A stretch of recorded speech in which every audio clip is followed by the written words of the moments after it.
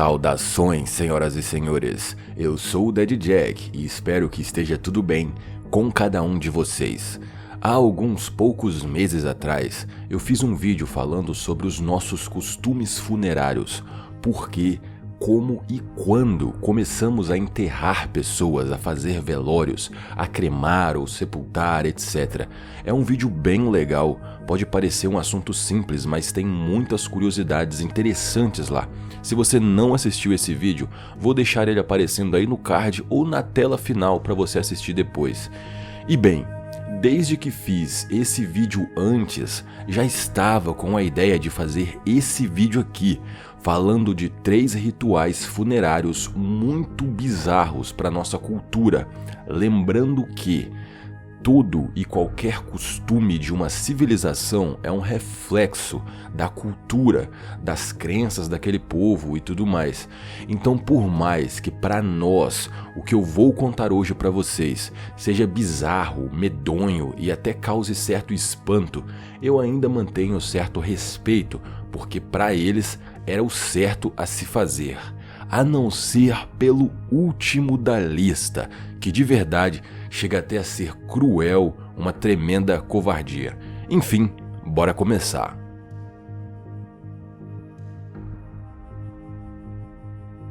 Todo mundo sabe o que é canibalismo. O que pouca gente sabe é que existem vários tipos de canibalismo. Existe a antropofagia, por exemplo, que é o ato de comer uma pessoa no intuito de herdar as qualidades dela.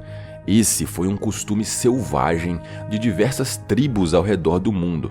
Ao vencer uma tribo inimiga, mais uma vez só para dar um exemplo, se houvesse um inimigo morto que se destacava por ser muito forte ou muito ágil com uma lança, esse inimigo provavelmente seria devorado para que quem o comesse herdasse tal força ou tal destreza com a arma.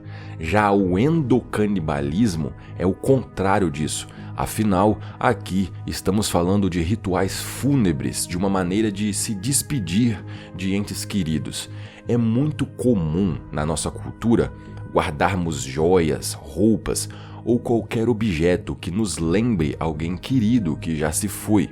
Para certas tribos primitivas, a melhor maneira de continuar próximo de alguém que já partiu era comendo essa pessoa.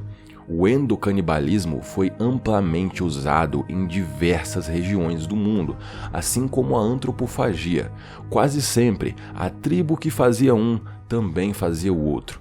Só que o intuito do endocanibalismo não era herdar as qualidades do morto, e sim mostrar respeito, mostrar que aquela pessoa vai continuar próxima e presente, dar um adeus final para quem morreu e por aí vai, depende da tribo. As explicações são diversas, dependendo da região, dependendo da tribo, mas é sempre uma tentativa de mostrar afeto, amor por quem se foi e ponto. Para mim, já é bem bizarra a ideia de ingerir uma pessoa, de comer um ser humano, de cometer canibalismo. Fica mais bizarro ainda imaginando os detalhes, um pajé ou o chefe de qualquer tribo que for, cortando as partes do corpo e oferecendo para a família comer. E não pensem que isso foi algo muito raro que aconteceu em algum canto distante e desconhecido do mundo. Muito pelo contrário, aqui mesmo no Brasil nós temos o povo Wari, mais especificamente eles ficam lá em Rondônia, um grupo indígena que no passado, antes do contato com a civilização, antes de serem evangelizados e tudo mais, praticavam o endocanibalismo.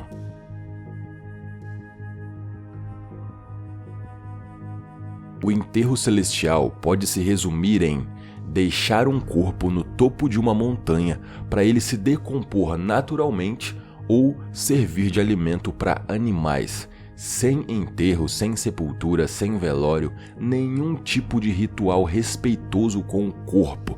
Muito pelo contrário, o enterro celestial é o contrário disso, e por isso ele se destaca. É simplesmente largar o cadáver no topo de uma montanha e deixar que a natureza faça o resto. E eu vou ser bem sincero com vocês, por mais que sim, isso seja meio estranho para a civilização moderna, seja estranho para os nossos costumes, faz certo sentido e eu acho até bonito quando você entende a explicação por trás da coisa, pelo menos na minha opinião. Acontece que essa prática é feita por budistas geralmente, e se você não manja muito de budismo, resumidamente, eles não têm nenhum apego a nada material, não são apegados a nada desse mundo. O corpo é só uma casca para guardar a alma, e quando a alma se vai, o corpo é só uma casca vazia, não serve mais para nada, já teve sua função completa.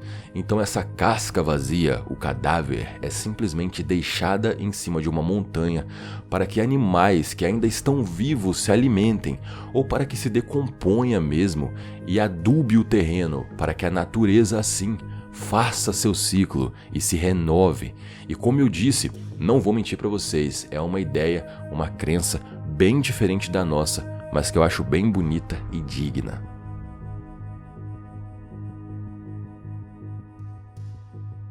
Como eu disse para vocês, de todos os 3 rituais funerários que estamos conhecendo hoje, na minha opinião, o sati é o pior de todos.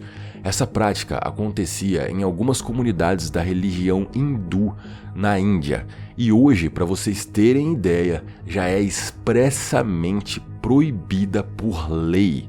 Na religião hindu existia a deusa Sati, que se matou, se sacrificou após ficar viúva de seu marido Shiva.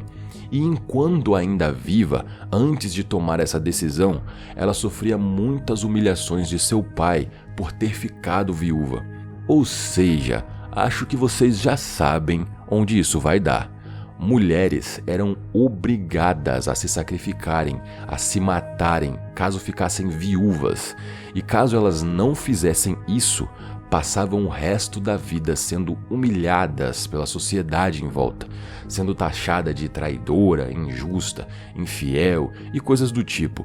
Esse costume recebeu o nome da tal deusa, Sati, e o ritual do Sati acontecia da seguinte forma: o marido morto era preparado para ser queimado, era preparado para uma espécie de cremação.